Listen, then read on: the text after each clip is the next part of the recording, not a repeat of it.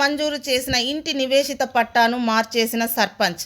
మదనపల్లె మండలం అంకిశెట్టిపల్లి గ్రామంలో బొక్క జయమ్మ పేరిట అంకిశెట్టిపల్లిలో ఇందిరమ్మ గృహ నిర్మాణం కింద 2006-2007 సంవత్సరంలో గృహ నిర్మాణం కింద ఇల్లు మంజూరు చేయడం జరిగింది.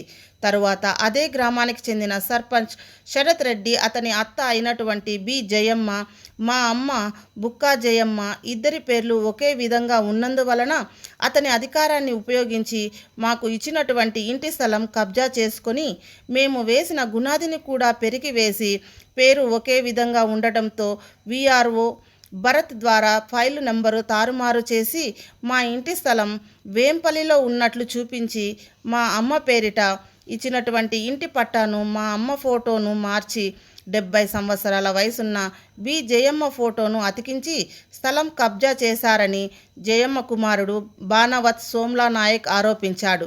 బి జయమ్మ నుండి ఇంటి స్థలం కొన్నానని, మమ్మల్ని సర్పంచ్ బెదిరిస్తున్నాడని, మాపై దౌర్జన్యం చేస్తున్నాడని, దుర్భాషలు ఆడుతూ మమ్మలను కించపరుస్తున్నాడని సర్పంచ్ శరత్ రెడ్డి నుండి మాకు రక్షణ కల్పించాలని బాధితుడు బాణవత్ సోమ్లా నాయక్ ఫిర్యాదు చేశారు. బాణవత్ సోమ్లా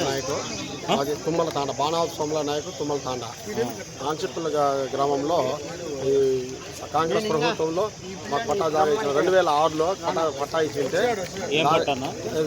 ఇల్లు జాగా ఇచ్చినారు. ఇందిరమ్మ ఇల్లు. మా భార్య జయమ్మ, మా భార్య పేరు.